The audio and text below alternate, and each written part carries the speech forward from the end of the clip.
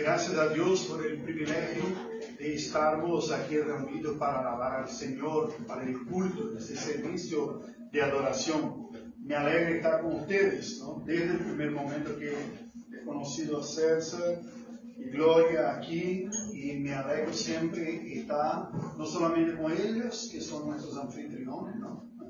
Ya bastante tiempo aquí en este trabajo, pero con los demás también. Es una satisfacción también que estamos. Y nos alegramos también porque estamos, por la gracia de Dios, dando pasos importantes de desarrollo, ¿no? Hoy por hoy mismo, nosotros en Panamá estamos estrenando un nuevo local y sé que ustedes también pronto lo harán. Y que tengo visto, por la gracia de Dios, y pongan atención en esto, que así como ocurre con nosotros, nuestros hijos, ¿no? Que se van desarrollando poco a poco, el desarrollo de la iglesia también es paso a paso. Y es importante y refleje, demuestra una cierta madurez cuando reconocemos esto y disfrutamos esto poco a poco, ¿no? Vamos a ver los hijos que a poco empiezan a leer, empiezan a caminar, empiezan a hablar, van a la escuela, hacen otros amigos, toman decisiones y no se salta de la niñez a la fase adulta de vez. Cada parte y cada fase es importante, ¿no? Y algunos son de transición, y esto va seguramente a ser una transición.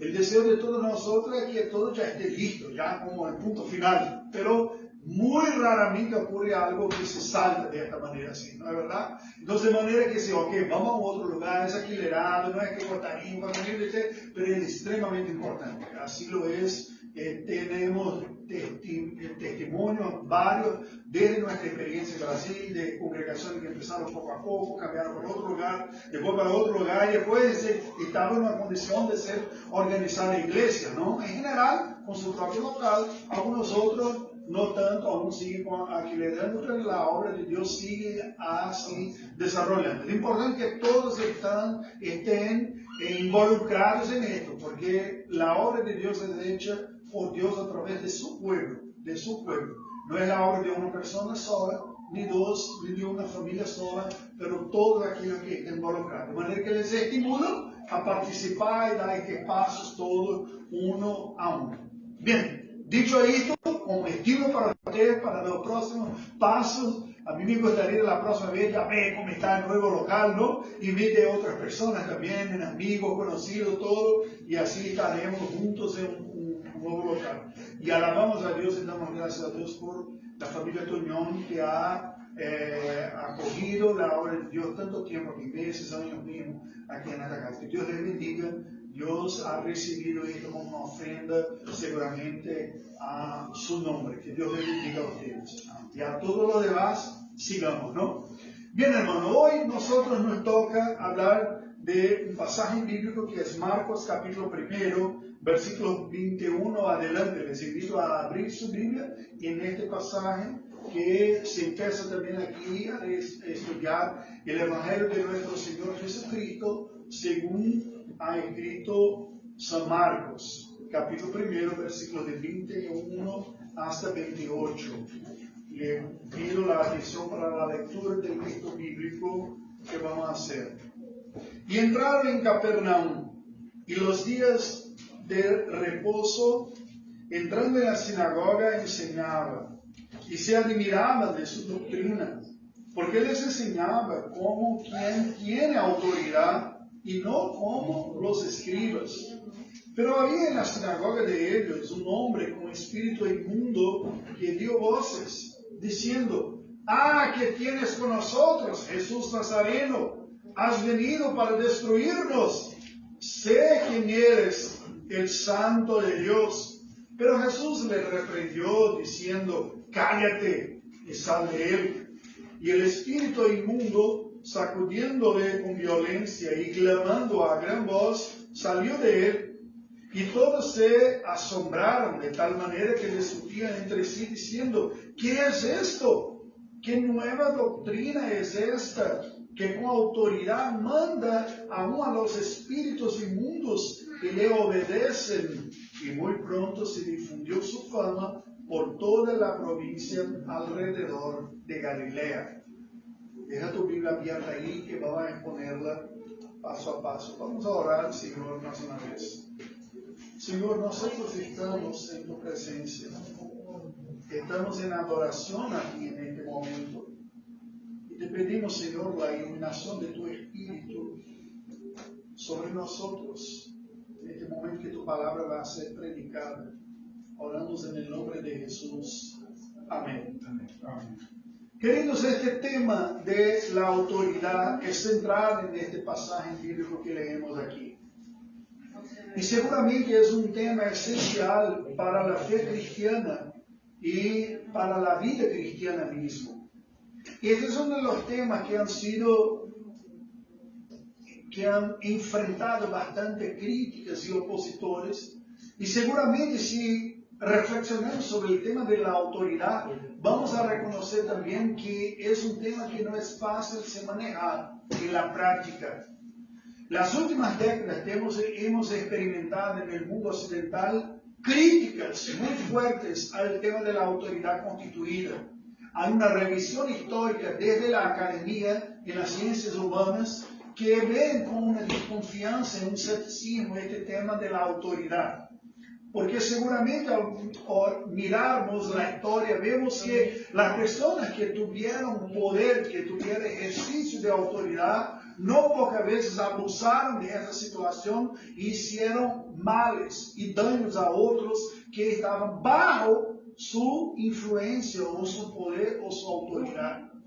Muchos tienen esta idea asociada mismo de que la autoridad es algo que debe inicialmente o primordialmente ser impuesta por el miedo, por la coerción, por una amenaza sobre los otros. Otros rechazan esta idea y dicen, este es un abuso que no puede ocurrir. La autoridad es algo que debemos sacar de nuestra vida porque las experiencias humanas han visto que la autoridad ha sido abusiva y aquellos que deberían hacer como que bien a otros se ocupan de esta situación para hacer daño y mal a las otras personas, sea donde sea. Y de ahí vemos que en el mundo corporativo, el de trabajo, personas que tienen autoridad muchas veces tratan mal a aquellos que están subordinados a ellos. Sus empleados, sus funcionarios, aquellos que están en una jerárquica inferior, sufren la mano de personas que son sus jefes, sus directores, y que les tienen miedo muchas veces, y que eso se da incluso su salud psicológica. Y algunos que me miran y estoy bajo mucha presión y amenaza y me gritan todo el tiempo y me molesta la persona como está ahí, porque ve a estas autoridades como personas que verdaderamente le causan daño, aunque no esté haciendo nada malo propiamente. Está haciendo lo que tiene, pero esto que está en posición hace de esta manera. Pero no es solamente en el mundo corporativo. La historia, infelizmente, ha demostrado que en nuestro contexto latinoamericano, esta figura de la autoridad ha sido mal desarrollada mismo en el hogar. No son pocas las casas en que los varones, los hombres, los jefes de la familia han abusado de esta autoridad, poniéndose en una postura muy insensible, dura, a veces con violencia física y doméstica dentro de casa, dañando a su mujer y a hijos que ven sus padres como figuras malas, duras, insensibles, que no le demuestran amor, cariño, pero solamente lo ve como una fuerza que les perjudica, que hace perjuicio así por la manera como lo manejan. Si salimos ahora del ambiente privado, del ambiente corporativo, vamos al ambiente público, mucho va a decir, yo reconozco la autoridad, la policía, que hay que tener fuerza mismo, porque es para refrenar el mal que ahí está y poner orden en la sociedad. Sí hay este aspecto, pero también no son pocas las denuncias de que hay un abuso de la parte de ellos. Y muchas veces en la debida investigación hacen actitudes equivocadas, y no es un privilegio de hoy, ¿no? Cuando leemos la Biblia, Hechos de los Apóstoles, por ejemplo, vemos que Pablo, mesmo como ciudadano romano que era, fue una vez molestado, se fue golpeado y todo, y cuando tuvo la oportunidad de hablar, dice, yo soy ciudadano romano, y que era autoridad se pusieron con miedo, porque sabía que por la ley de Roma no se puede poner un ciudadano romano sin el debido proceso legal, y y que estaban hablando de 2000 años atrás y que ya tenía como que leyes para poner orden y refrenar el abuso de la autoridad, aunque sea del imperio más grande del mundo y que tenía un poderío militar muy grande y que se imponía con respecto sobre los demás. Bien, hermanos, estamos delante de este tema. ¿Y cómo reaccionamos nosotros como cristianos? ¿Cómo vemos este tema de la autoridad? Hubo un pre-reformador, o sea, un precursor de la reforma, uno de aquellos que intentaron hacer alguna reforma en la iglesia cristiana medieval, pero sin éxito, y que empezó a cuestionar los desvíos del cristianismo antiguo a partir del tema de la autoridad. John Wycliffe, un británico inglés, decía que en base a la Escritura, según la Escritura, solamente Dios es que tiene una autoridad mismo, porque Él es el creador de todas las cosas, ordenador de todas las cosas y tiene todo poder. De manera que las demás autoridades son autoridades delegadas, no son esenciales en sí. Y que así se evalúa la autoridad a partir de la referencia del propio Cristo, que ha dicho: toda autoridad me ha sido dada en los cielos y en la tierra. Este se entiende. Y es sobre esto que vamos a hablar hoy, la autoridad de Cristo. Que aprendemos de la autoridad de Cristo y cómo esto nos afecta a nuestra propia vida. Vamos a ver. Versículos 21 y 22, ese texto empieza diciendo el siguiente: y entraron en Capernaum, y los días de reposo, entrando en la sinagoga, enseñaba. Y se admiraban de su doctrina, porque les enseñaba como quien tiene autoridad y no como los escribas. El texto bíblico aquí empieza diciendo que Jesús frecuentaba la sinagoga de Capernaum. Capernaum está en la región de Galilea, está al margen del mar de Galilea, ¿no? En la región en que creció Jesús después de regresar de Egipto, como ahí estaba. Acordémonos que hasta iniciar su ministerio público a los 30 años de edad, Jesús vivió bajo la ley, como ha dicho Pablo ahí, como todo un otro ser humano normal. Tuvo su niñez, tuvo su periodo de adolescencia, tuvo el inicio de su juventud, tuvo el inicio de su vida adulta. Según la tradición hebrea, aprendió habilidades profesionales con su padre humano natural, José, ¿no? Que ahí fue posiblemente alguien un poco más mayor y que vino a aparecer después, porque no aparece después en la trayectoria de Jesús, y habilidades como carpintería y trabajar, y esto desarrolló Jesús. Como judío, Jesús se utilizaba y vivió la vida de su tiempo. Acordémonos que los judíos fueron dispersos algunas veces por disciplina divina, por pecados de idolatría, de desobediencia, y como era el pueblo del pacto y tenía que hablar del pacto, Dios lo disciplina y le puso como cautivo, ¿no? En Babilonia, y a partir de este momento ellos desarrollaron la práctica de frecuentar la sinagoga, ya que no tenía el templo, para que no restara sin nada. Hicieron estas que eran como casas de oración, lugares a donde se iba para tener un momento de servicio de adoración muy semejante a que nosotros protestantes históricos tenemos. Lecturas bíblicas, cánticos de salmos, oraciones y sermones. No tenía sacrificio porque la ley de Moisés era muy clara que los sacrificios solo podrían ser hechos en el templo. Es curioso que después que el templo fue construido, y aquí ya están en el tercer templo, no solamente el segundo de los profetas que también se dañó, y se construyó el templo de Herodes aquí, ellos no perdieron la práctica de la sinagoga, porque era aquel servicio religioso que estaba más cerca de su casa, y ahí estaba. No necesitaba ir a Jerusalén para participar de este servicio de adoración, como un punto de predicación, una congregación que tiene cerca de tu casa, una misión, y Jesús lo frecuentaba. Y ahí estaba.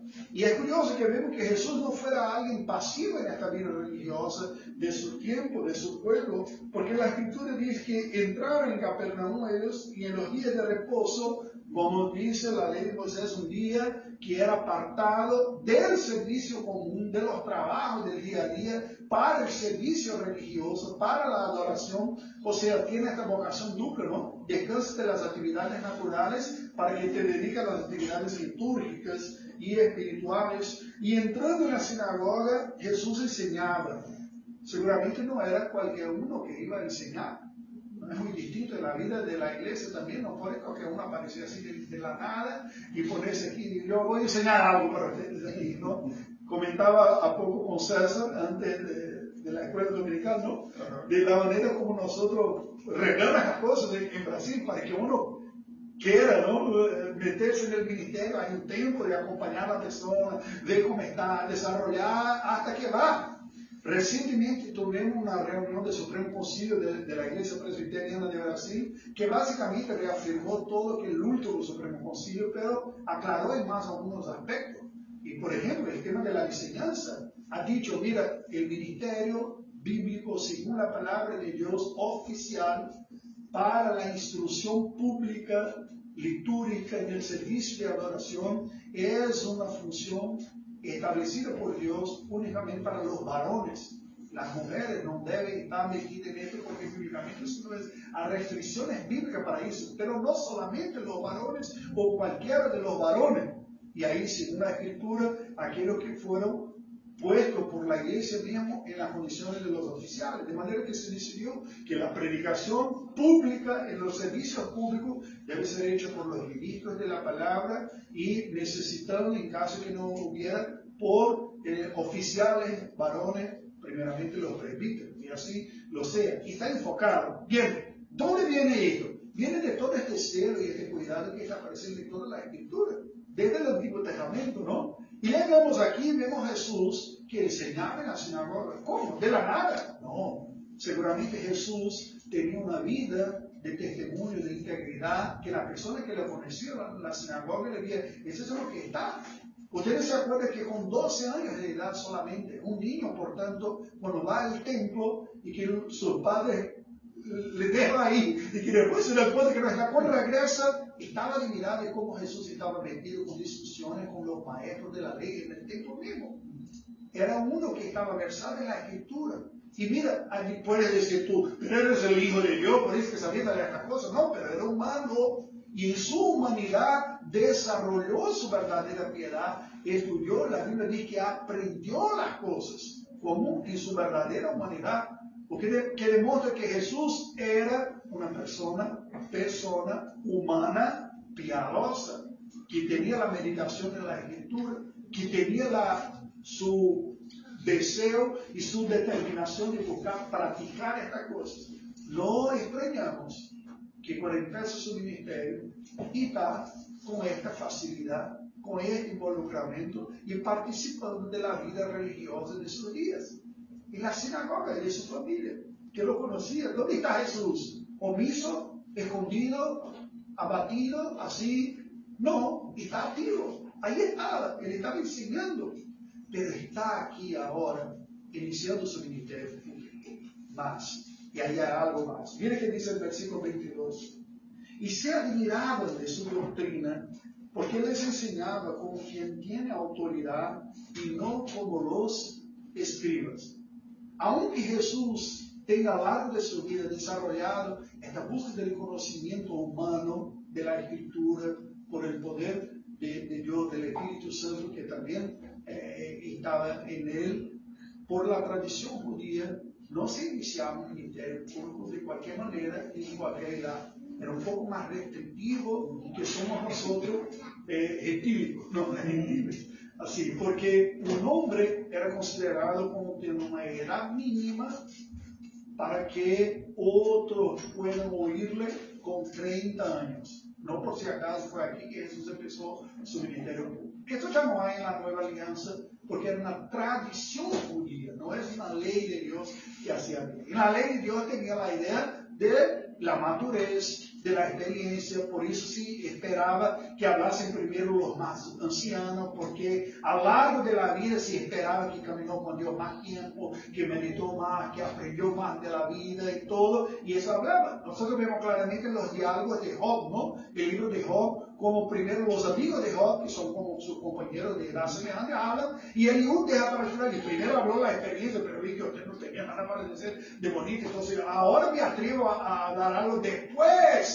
que hablaron los más experimentados. O sea, dentro de la tradición judía así, primero hablan los experientes, después los más jóvenes. Y Cristo, bien, Cristo aquí está inaugurando su ministerio.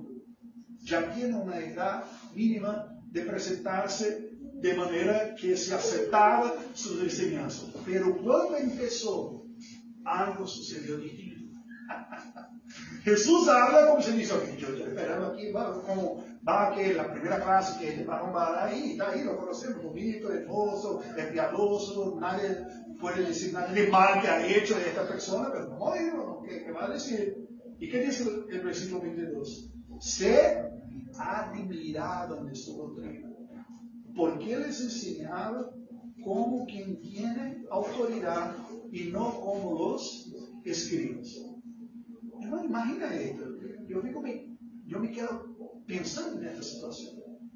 Jesús empieza su ministerio en la sinagoga, conocido de todos allí, que por supuesto estaban diciendo que va a hablar Jesús, como otro hablar, ¿no? José y otro que se dedicaron así en la vida. Y esto hoy tiene una oportunidad de hablar. Vamos a ver, ya que demuestra una cierta sabiduría. Y después comentaba, fue bonito en esto, esta parte aquí puede mejorar y todo. Pero cuando Jesús habló, él dice, no, es raro esto. Y estoy percibiendo algo distinto. Este hombre no habla como hablan las autoridades religiosas de nuestro pueblo. No habla como los escribas. Y el punto aquí, ya oímos de todo, yo oí de todo ello. Porque Jesús era santo, era el Hijo de Dios. Tú no tienes autoridad si tú no practicas todo lo que tiene para decir. Jesús lo practicaba. Y muchas personas van por esto. No se trata de esto, hermano. No se trata de este punto, aunque sea verdadero, que nosotros debemos buscar la coherencia entre que enseñamos y que practicamos. Pero no se trata de esto. Se trata de que Jesús es la propia fuente de su contenido. Este es distinto de todos los otros. Todos los otros maestros en la Biblia, todos, desde Adán hasta de Apocalipsis, el último, hablan de algo que aprendieron de la parte de Dios, es mensajero de una otra persona. Jesús es el único que habla como fuente primera de su propia enseñanza. Era este de que leemos en la lectura aquí, el profeta anunciado por Moisés, que vendrá otro semejante a mí, la verdad, superior, porque hablará de que es suyo propio mismo. Y él mismo ha dicho que no hablaba de sí en su singularidad, pero hablaba de quien tiene aprendido la parte de Dios. Jesús hablaba con la propia fuente. Imagínate ahí, tú no estás ahora oyendo a alguien que investigó un asunto y ahora te entrega el resultado de su investigación. Aunque Jesús tenga investigado estos asuntos, porque desde su niñez investigaba las cosas del Señor, buscaba en la Escritura donde aprendió sobre Dios, el Padre, en su humanidad. Pero a medida que en su humanidad aprendía de la palabra de Dios, aprendía incluso sobre él mismo, sobre cómo la Escritura hablaba del papel del Mesías, del Salvador, lo que sería. De manera que cuando va a hablar con la autoridad del Hijo de Dios, del Creador de todas las cosas, juntamente con el Padre y con el Hijo. Va a hablar de la verdad de Dios, distintamente de algo que simplemente está comunicando fruto de su investigación. Entonces, el primer punto que vemos de la autoridad de Jesús aquí es que es la autoridad original. Y ponga tu atención en esto aquí. No hay nadie semejante a él. Nadie. Ninguna persona, ningún ser, incluso no personal como ángeles y demonios, tiene autoridad en sí mismo como tenía Jesús. Jesús habla de que es suyo propio. Habla como la voz del Creador, de Dios Todopoderoso que es. Habla como siendo Él mismo la propia revelación, el Dios encarnado que conoce perfectamente la voluntad de Dios, porque es su propia voluntad también. Habla de algo que está metido en esto, porque lo conoce por experiencia, por fuente, por todo, y Jesús es único esto. No hay ninguno que sea como Él. Este es el primer punto. La autoridad de Jesús es única, esencial, original, es divina, viene de su propia naturaleza, viene de quien Él es Él es la fuente, como ha dicho, que de mí está escrito en Moisés, en los profetas y en los salmos. Pero la sorpresa no fue solamente esta, ¿no? Cuando vino Jesús y dijo, mire, este hombre no está solamente dando contenido académico aquí, no que Jesús fuera contrario a esto. Porque cuando oímos a Jesús a lo largo de su ministerio público, percebemos que Jesús no era uno que a quien le molestaba la teología. Como algunos, no, la teología es un ejercicio humano, no te meten en estas cosas, los escribas del académico, Jesús no, hablaba de autoridad como si no subiera nada de académico, no, Jesús sabía muy bien. Tanto que cuando le cuestionaba este tema, no decía, no, esto no importa, esto es doctrina de hombre. No, nunca ha dicho esto. Jesús le contestaba propiamente las preguntas que hacían las personas porque él conocía estas cosas. ¿Comprende? Pero Jesús no era simplemente un reproductor de una tradición. Como uno puede tornarse un especialista en el catecismo, ¿no? Estudia, memoriza todo y es un especialista. Jesús hablaba con la fuente primero, no la secundaria, que es el catecismo. Jesús hablaba con la fuente de esta verdad mismo, no como algo que simplemente sistematizó, y no porque no conocieron, no porque no se utilizara de esto, porque fue de él mismo la fuente. Pero la sorpresa no se terminó ahí. Ve que dice a partir del versículo 23. Pero había en la sinagoga de ellos un hombre con espíritu inmundo que dio voces, diciendo, ¿qué quieres con nosotros, Jesús Nazareno? ¿Has venido para destruirnos? Sé que eres el Santo de Dios. Hermano, cuando leo este pasaje aquí como otros tanto, para mí es impactante. Es casi una paradoja aquí. Porque los primeros que testimoniaron a Jesús como el Hijo de Dios fueron los endemoniados. No fueron los apóstoles los primeros que anunciaron a Jesús, porque ni siquiera Jesús lo tiene llamado aquí. No fueron los creyentes piadosos que así estaban, tengo bastante fe en mi corazón, tengo el Espíritu Santo que está aquí, por eso reconozco a Jesús como el Espíritu. No, aquellos que nunca dudaron de quién es Jesús, en su naturaleza única, en su poder, en su ser, fueron los enemigos declarados de Dios, que fueron los demonios hablando por la boca de esta persona que lo estaba. Este texto es un texto muy desconcertante, podemos decir así. Porque el endemoniado estaba en la sinagoga. No estaba ahí en las calles con los drogaditos, así, con los revoltados, con los marginales, con los bandidos, con los asesinos, ¿no? No estaba ahí. Eso sí, un demonio habla por la boca de un borracho, sí, claro, un borracho, no, o de un inmoral, de un asalete, ahí ya estaba con el demonio mismo. Yo no digo, no, para mí no me extraña que viene de la vida de él. Pero ¿dónde estaba este demonio? Estaba en la sinagoga. Y también uno que frecuentaba la sinagoga. Hermano, no quiero que eso amedrentar a ustedes. No es mi propósito, ¿no? El punto para decirles es el siguiente: nosotros no podemos ser infantiles, ingenuos y concluir que tener una frecuencia religiosa no hace situación espiritual está buena. O más, también hablando de otro, porque uno empieza a frecuentar una casa de oración, un estudio bíblico, ya está bien espiritualmente. No, la enseñanza es muy más dura aquí. La enseñanza es que es posible que uno esté tan cerca de la verdad, pero tan lejos del Salvador.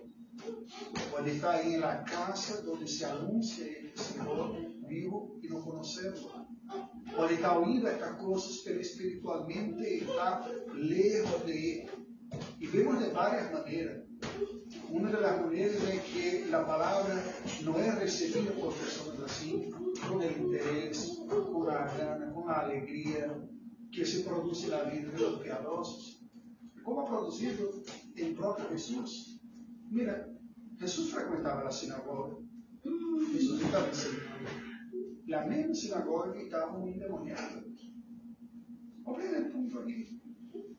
Entonces, ¿qué vemos de la autoridad de Jesús? es que la autoridad de Jesús aquí es reconocida por sus opositores. Y aquí hay una otra enseñanza importante que está ligada, que está asociada a esto y colgada a esto. Ponga atención a esto, hermano, por favor. El reconocimiento racional e intelectual que Jesús es el Hijo de Dios no es necesariamente un conocimiento salvador. Porque más adelante de muchos humanos, todos los demonios saben que Dios existe, que Él es Dios y que Jesús es el Hijo de Dios. Pero esta información no ha producido ningún cambio espiritual en la vida de estos opositores. Tenemos que poner atención en eso. ¿Sabe por qué? Nosotros no podemos hacer de nuestra vida religiosa un propósito exclusivo de conocer doctrina. Porque doctrina y buena, hasta los demonios lo saben. Los demonios no fueron nunca condenados por la herejía ariana o nestoriana de que no reconocen la divinidad de Cristo o que no reconocen su humanidad, porque cuando lo veía tenía la ortodoxia en su lengua, pero no en su corazón. Y estaba en su cabeza, pero no estaba en su espíritu. Y estaba como información, pero no estaba como alimento para su propia vida. ¿Comprende esta distinción? Y aquí, hermanos, les admonesto en el nombre del Señor, por el amor como pastor, por el alma de ustedes. Por favor, venga a la iglesia para estudiar la palabra de Dios, mas no se contente solamente con el conocimiento. Que el conocimiento sea para ustedes un medio para se acercar más del propio Dios, para disfrutar de una vida con Él, con comunión, para que este conocimiento les ayude a reconocer sus pecados y rechazarlos. La adoración a Dios es una rendición a aquel que es nuestro Redentor, porque el conocimiento de Jesús como Señor, hasta los demonios lo tienen, pero ellos no tienen el conocimiento de Jesús como su Salvador. No lo tienen. La Biblia dice que un día cuando regresamos, toda rodilla se doblará delante de Él y toda lengua confesará que Jesucristo es Señor, para la gloria de Dios Padre. Pero esto no significa que todos sean salvos. Significa que sí o sí va a ser reconocido que es el Señor. Si nosotros buscamos este conocimiento para adoración, este reconocimiento final va a ser como la gran conclusión de toda una vida que ya caminó con Dios, que ya estaba. ¿Comprende? Este versículo nos demuestra claramente aquí que el conocimiento de Dios y de Cristo Jesús y de su autoridad hay que generar en nuestra vida sumisión, redención, fe y arrepentimiento, no solamente reconocimiento intelectual, porque esto nos igualaría a los demonios, que lo reconocen y temen de Santiago, ¿no? Más que reconocer. Mire que así ha dicho. ¿Cuál fue la reacción de Jesús? Versículo 25. Pero Jesús le reprendió diciendo, cállate y sal de él. ¿No es curioso esto? Porque imagina, Jesús está empezando el ministerio y recibe ya de inicio una de las afirmaciones más profundas sobre su naturaleza. Sé quién eres tú eres el Santo de Dios. ¿Es verdad o no es esto? Es verdad, Él es el Santo de Dios. Pero Jesús, ¿cómo reaccionó? ¡Cállate! No hay espacio aquí para tu voz. Tan distinto de algunos movimientos ahí, ¿no? Que entrevista demonios, que habla de demonios, que pone a hablar de todos los demonios. No importa que digan ellos. La casa de Dios no es la casa para que demonios hablen. Cállate. Además de esto, hay un propósito muy práctico, muy útil aquí. Jesús está solamente iniciando su ministerio. Si se revelaba de todo lo que era, esto no alcanzaría la progresividad necesaria de hacerlo poco a poco a lo largo de 3 años. Imagina ya empezar diciendo todo claramente a su respecto. Y esto iba a causar mucha confusión en la cabeza de muchas personas, de discípulos y de los opositores, y atraer a mucha gente anticipadamente y inviabilizar humanamente su propio ministerio, iba a anticipar oposiciones de que iba a llenar de multitudes que no iba a ser posible. Tiene tiempo para las cosas. Y este es otro motivo porque Jesús manda que aquel endemoniado se cae. Aún no es hora de revelar estas cosas. Es verdad que está siendo dicho, curiosamente, por la boca de un endemoniado, pero no era la hora de que esto todo se revelara con esta intensidad, con esta claridad por aquí. Es interesante esto, ¿no? Porque esto para nosotros nos enseña que el conocimiento de Cristo es un conocimiento progresivo en nuestra vida. Nosotros nos acercamos a Dios por medio de Cristo, creyendo en Él como nuestro Señor y como nuestro Salvador, pero poco a poco vamos progresando en este conocimiento. Personas que con poco ya se ven tan maduras y se meten con tanto conocimiento y ya están como enseñando para otros como si fueran maestros, ya cuidado. Aquellos que precipitadamente enseñan y están corriendo riesgos. Es preciso más inventar aquí poco a poco. Esta afirmación del endemoniado no vino de una comprensión piadosa de caminar con Dios, vino de una fuente maligna. ¿Ok? Tenemos que comprender esto porque estamos hablando de un endemoniado aquí. ¿Qué aplicamos a nuestra vida de esto todo aquí? Bien, cuando Jesús le reprende y dice para él se callar y no hablar, nosotros vemos claramente que todo eso tiene su tiempo en nuestra propia vida.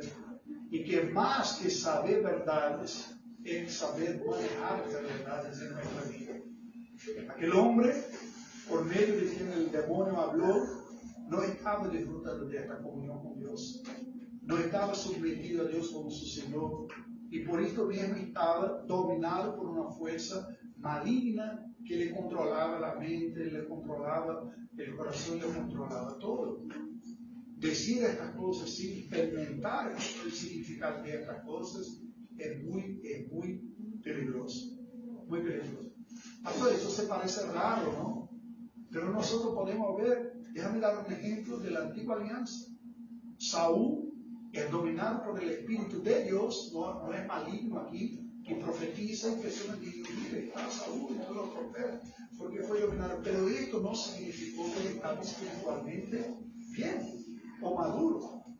Verdades pueden ser dichas por ahí, usadas incluso por Dios o usadas por el maligno, pero el contenido de la verdad en sí mismo no es una evaluación de la condición espiritual de la persona que está hablando. Uno puede hablar verdades espirituales con malas intenciones. Pablo ha dicho a aquellos que predican con mal propósito, por envidia, por mal interés, pero si está hablando el Evangelio, menos mal. ¿Comprende? Pero si nosotros estamos buscando una verdadera espiritualidad y estamos buscando vivir para la gloria de Dios, tenemos que nos preocupar también cómo estamos manejando la verdad que anunciamos. No es solamente la verdad, es qué significa ella para nuestra vida y cómo está afectando nuestra vida. Nosotros vemos un ejemplo de alguien aquí que ha dicho una verdad tremenda, pero que no era absolutamente fruto de gracia de Dios en su vida. La verdad era muy grande, pero la manera como se acercó a ella fue maligna. Imagínate. ¿Qué más? No. Vamos a seguir. El texto bíblico sigue diciendo algo. Y el espíritu inmundo, sacudiéndole con violencia y clamando a gran voz, salió de él. Esto que ha hecho Jesús exponió, puso a la clara la debilidad y los límites de la tarea religiosa humana natural. Es posible que como humanos manejemos una buena liturgia. Es posible que como humanos comuniquemos la verdad de la palabra de Dios. Es posible como humanos que recibamos personas que estén en nuestro medio todo el tiempo, pero aún así es posible que las personas sigan siendo esclavas de Satanás y nosotros ni siquiera nos percebemos todo esto. Y estaba ahí. Pero esto no es posible delante de la presencia de Cristo. Cuando Cristo vino y eso sucedió, el primero le reaccionó, le alabó, No sé qué se pasaba en la cabeza de este demonio, porque no hice entrevista con demonios, no hago otra cosa, ¿no? Y decía, está queriendo alabar bien de Jesús para que Jesús, muchas gracias, está hablando tu pensamiento bien. Y fue elogiar como personas que son tan susceptibles a elogios, ¿no es verdad? Y si quiere poner una trampa para alguien, basta que le estimule su ego. Empieza a hablar bien de la persona, tú eres inteligente, tú eres sabio, tú eres bonito, y esto se pasa con hombres y pasa con mujeres también. El malandro, el hombre de malas intenciones, se acerca de mujeres y les conquista mucho diciendo cosas que les gustan de oír. Que tú eres bonita, tú eres esto, tú eres aquel otro, ¿no? Y tu marido no te da las cosas que tú mereces mucho más, y dice tantas cosas bonitas y otras, y así. Eso pasa con los hombres también. Tú eres más capacitado, más inteligente, más dedicado aquí en todo, y uno se pone como si fuera bueno. Cuidado. Jesús no cayó en esta trampa. Cuando el elogio más grande vino, él percibió la fuente cuál era y rechazó. No se puso seducido por esto. Porque la autoridad de Cristo, y esta es la segunda enseñanza que tenemos aquí, no era solamente original, porque viene de él, pero también era sobrenatural. Y este es único. Ninguno de nosotros tenemos autoridad. No tenemos esta visión sobrenatural y percibimos siempre quién está por detrás de todo. Hay incluso uno de los dones espirituales sobrenaturales de 1 Corintios 2, que es el discernimiento de espíritus, que capacitaba, especialmente en el contexto apostólico, percibía algunas de estas cosas. Pero aparte de la polémica del don espiritual, del discernimiento de espíritus, hay algún discernimiento espiritual que podemos desarrollar con la piedad, con la madurez, con la enseñanza de la escritura. ¿Sabe cuando se pasa algo y dice, no, algo está raro en este ahí? La manera como esta persona está diciendo estas cosas, la manera como se está acercando de los otros. Y estos elogios no nos parecen tan sinceros así. ¿Sabe cuando alguien viene diciendo tantas cosas bonitas y todo, y tú dices, ahí no me parece que sea tan bueno? Esta es señal de madurez espiritual. Pero claro, nosotros nunca seremos como Cristo, que conoce total, que lo ve totalmente lo espiritual, porque tiene autoridad sobre todo. Jesús habla con este demonio como que habla con un perrito, ¿no? En este caso, sí, y no pasa nada, no hay ninguna molestia en Cristo de hacer esto. Y esto ya nos pone en la secuencia, cuál es el impacto de esto en su audiencia. Mira, versículo 27 y 28. Y todos se asombraron de tal manera que discutían entre sí diciendo, ¿qué es esto? ¿Qué nueva doctrina es esta? Que con autoridad manda aún a los espíritus inmundos y le obedecen. Y muy pronto se difundió su fama por toda la provincia alrededor de Galilea. La autoridad de Cristo se reveló también ministerial. Ellos se pusieron en pantalla. Este hombre habla con autoridad que es distinto de los escribas. No está aquí solamente pasando contenido académico de pesquisa, habla como alguien así, está enterado mismo de que está hablando, como sabe, porque el acuerdo fronte, ¿no? Este habla con una autoridad sobrenatural, porque ninguno de nosotros percibíamos esto mal aquí. Fulano estaba aquí toda semana y Jesús lo percibió y ahí fue. Él tiene un poder que nosotros no conocemos. Y empieza a se difundir esto. ¿Y por qué empezó a influir? Quemando como fuego en paja seca. Porque hasta entonces Jesús vivió una vida regular, común. Algunos dicen, ¿qué se pasó con Jesús entre los 12 y los 30 años? Ay, esta es pregunta así curiosa, ¿no? ¿Qué se pasó? Jesús fue a la India, aprendió con los gurús indianos, o fue a África, o buscó un chamán, ¿no? Un chamán, o estuvo así con los ascendes y aprendió poderes sobrenaturales. No pasó nada. Jesús estaba viviendo regularmente para la gloria de Dios, porque no era llegado su tiempo de ejercer el ministerio público. Cuando llegó su tiempo, ahí él empezó a revelar quién era. Y aunque los primeros que percibieron fueron los endemoniados, no fueron los suyos. Y para unir esta noticia, ¿y cuál es la noticia? Tenía uno de aquí, de nuestro medio, que es distinto, que tiene una sabiduría que los hombres no tienen. no habla solamente de investigación, sino una claridad de la idea del propósito de Dios con las cosas. Habla conmigo, wow, esto me habla claro, abriendo mi corazón. Habla con poder, percibe cosas espirituales como ninguno que se dio ahí y tiene autoridad sobre la gracia de Dios. Porque nosotros no culpamos las luchas espirituales, emocionales, pero Él habló con los demonios y así fue. Esto nos enseña que Jesús tiene una autoridad ministerial. Déjame poner en práctica para nuestra vida cómo esto nos afecta. Ustedes deben de percibir que en el medio de los presbiterianos no se habla tanto de demonios y de estas cosas así, porque no damos pánico para demonios. Aprendemos aquí de Jesús mismo. Cuando el demonio empezó a hablar, dijo, cállate, aquí en la iglesia de Dios, ¿no? El demonio no se queda hablando que habla aquí es el Hijo de Dios. ¿Este qué es? Es distinto de muchos movimientos ahí, parece que se habla más de demonio que de Dios, ¿no? Y entonces aprendemos de Cristo. Pero más, porque habla de... Ustedes son muy confiantes, ¿no? De que tú enfrentas el demonio, hermano. Entonces, ¿quién de nosotros aquí va a decir, yo voy a enfrentar el demonio en el pecho? Nada más. Oiga bien, venga Satanás, venga que te enfrento. Soy el Sansón de la nueva generación. No, no, no es eso. La certeza que tenemos es que este Jesús Cristo está en nosotros y con nosotros. Y el Señor de la iglesia, y es el pastor de las ovejas, y Él es cuidador de su pueblo, y que aquí está, y que si un demonio venga contra nosotros, tiene que ir con Él, que es nuestro jefe, y que nos gobierna, y que está en nosotros, y que está con nosotros, y que cuida de su iglesia. Es la tranquilidad del hijo que conmigo no pasa nada, porque mi papá me mi papá me Esta autoridad de Cristo sigue aquí. Aunque Cristo no esté físicamente como estuvo en la sinagoga, está espiritualmente porque ha dicho toda autoridad en la ciudad de los cielos y la tierra.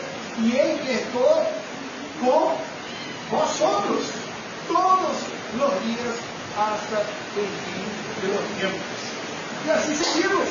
Hacemos un ministerio, enfrentamos las luchas espirituales, avanzamos sobre el infierno donde Cristo no es conocido, no porque tengamos ganas, fuerza en nosotros mismos o confianza en nosotros. Por el revés, es porque somos sellados por el Espíritu Santo. Tenemos la sangre de Cristo que nos cubre. Tenemos la garantía de que Jesús cuida de sus ovejas y que ninguna de ellas se va a perder porque Él tiene límite. Bueno escrito, el maligno no le toca. Somos de Dios. Este ministerio de Cristo sigue en la vida de la iglesia porque Él sigue protegiendo su iglesia contra las investidas del diablo, contra las luchas espirituales que hay profesionales. Y muy pronto se difundió su fama por toda la provincia alrededor de Galilea. Este no es el deseo, que la fama de Cristo venga a ser difundida a través de nuestra vida, de nuestra iglesia, de nuestro ministerio, de nuestra familia. El deseo nuestro, que nuestra oración en la Iglesia de Redención sea este canal aquí, esta sinagoga de Dios, donde Cristo es conocido, donde Él es anunciado con esta autoridad de Él. ¿Sabe por qué? Porque al final el ministerio de la Iglesia nada más es que el ministerio de Cristo a través de la Iglesia. Porque la Iglesia es llamada también del cuerpo de Cristo. Cuando la palabra de Dios, como tu atención en él, es predicada con fidelidad, ya no es solamente la voz del pastor que se está oyendo, es la voz del propio Cristo que está comunicando. Cuanto más fieles somos, más la voz de Cristo se es anunciada. Y cuando hacemos esto, tenemos que hacer la certeza de que si tu autoridad es sobrenatural, tal vez no va a pasar algo extremado, así como un endemoniado gritando aquí en nuestro medio, pero la verdad es que si uno no es hijo de Dios, es hijo del diablo. Y personas bajo el poder del diablo siguen siendo libertadas por el Hijo de Dios, por el poder del Evangelio. Por eso prediquemos. Porque personas que están esclavizadas por el diablo y por el pecado al oír la voz de Jesús por la predicación, muchas de ellas van a ser libertadas. Algunas no van a querer esto, van a rechazar y seguirán en su esclavitud, pero muchas Dios ha establecido que van a ser libertadas. Como Cristo mismo, curó tanto, pero algunos no quisieron de nada, ¿no? De saber de nada. Y al final, el propio Cristo va a ser establecido en nuestra vida, en nuestra iglesia, en tu familia. Que Dios nos ayude. Vamos a orar al Señor. Santo Dios y Padre, nosotros estamos delante de tu presencia. Te alabamos en este día, Señor, por tu poder sublime, por tu amor, tu justicia, tu autoridad. Por la autoridad de Cristo, que es total, es la única que es total. Y que orienta-nos también a cómo ejercer la autoridad. No con abuso, no con opresión, no para dañar a otras personas o intimidarlas, mas para servirles con tu poder, con tu amor, con el Evangelio.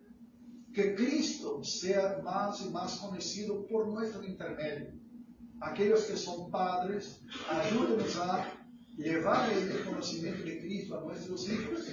Aquellos que están bajo alguna función y papel, rol de autoridad, que lo ejerce como Cristo lo ejerció, para el bien del próximo y no para la opresión. Ayúdanos, Señor, para que esta iglesia, la iglesia de redención, prospere en el ministerio cristiano aquí en Argentina. Oramos en el nombre de Jesús. Amén. Amén. Amén. Se termina hoy con la bendición. La bendición. Okay, entonces póngase de pies y decirle la bendición. Que la gracia de nuestro Señor y Salvador Jesucristo, el amor de Dios nuestro Padre y el poder del Espíritu Santo esté con ustedes y todo el pueblo de Dios esparcido por sobre la faz de la tierra hoy y siempre. Amén. Amén. Amén. Dios nos bendiga. Amén. Amén. Amén.